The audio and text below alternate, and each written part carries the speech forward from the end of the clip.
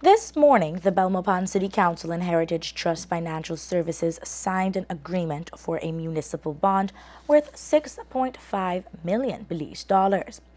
The bond is to improve the quality of life for the residents of the city through public works, while an estimated $20 million is needed for public investment. The Belmopan City Council has decided to begin the project with the $6 million bond. Mayor of Belmopan, Khalid Belial, spoke to Love News on how they plan to utilize the bond. Well, this morning we had a very short signing ceremony. It's a fiscal agent agreement for the management of the municipal bond that the Belmopan City Council is pursuing, or is about to be floating actually. It's for $6.5 million Belize dollars, going to be paid out over a 14-year period to subscribers.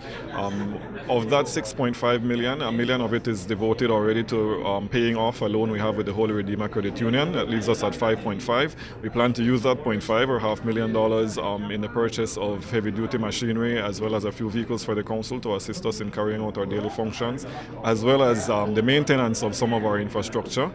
And then the remaining 5 should be injected directly into infrastructural works in the city of Belmopan in terms of streets and drains. Mayor Belial spoke on how confident they are on payments for the bond and investors. Is stretched out over a 14-year repayment period. That's the first point. The Belmopan City Council has been in receipt of a Government of Belize subvention of $50,000 a month, totaling $600,000 a year. That subvention is now going to be locked away into what's called a sinking fund to ensure the repayment of the bond. So that's $600,000 annually going into that sinking fund.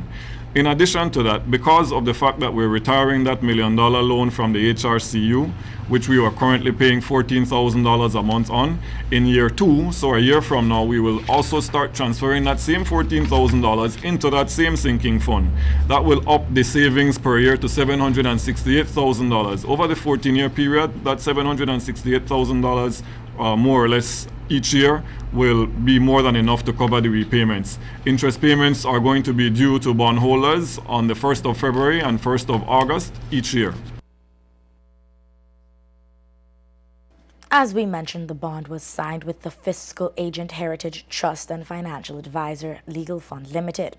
Stephen Duncan, Managing Director of Heritage Trust Financial Services, spoke about their role with the bond process. We will be managing the sinking fund. As the payments come in, we will try our best to ensure the mayor does not draw it back out, and that it is available to make the interest payments as and when they become due.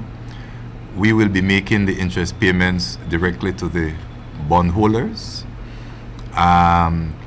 We will be running the accounting for these, so that they will be available public-wise. It's actually a public issue. We will be issuing new, if there are any changes to bondholders, somebody might want to sell their bonds or redeem their bonds, that type of thing. So we'll be doing that kind of administrative work, that there is a high degree of transparency.